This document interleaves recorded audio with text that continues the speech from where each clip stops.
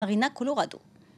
Samedi, ça sera le jour, on espère tous où la COP 27 sera finie. C'est le président de la COP 27, l'Égyptien Sameh Choukri, qui l'a confirmé.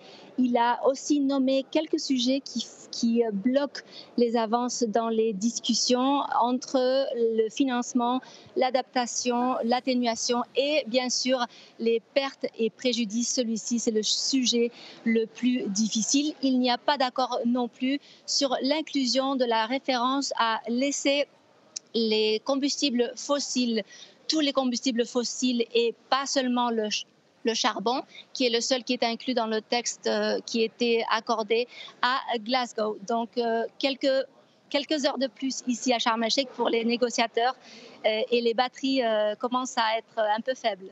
Alors l'Union européenne, elle, a trouvé un terrain d'entente dans l'aide aux pays les plus pauvres. L'Union européenne s'est montrée ouverte à proposer ce mécanisme de financement pour financer, bien dit, les pertes et préjudices, mais elle le conditionne à ce qu'il y ait un peu plus d'ambition dans la réduction des gaz d'effet de serre et qu'il y ait une base de donateurs au-delà des pays du Nord global, sans nommer quels pays seront ces pays qu'il nomme, mais bien sûr une référence à l'Inde ou la Chine, des pays très contaminants, très polluants. Aussi, il veut inclure des industries contaminantes comme l'aviation ou le transport marin et bien sûr les gazières et pétrolières.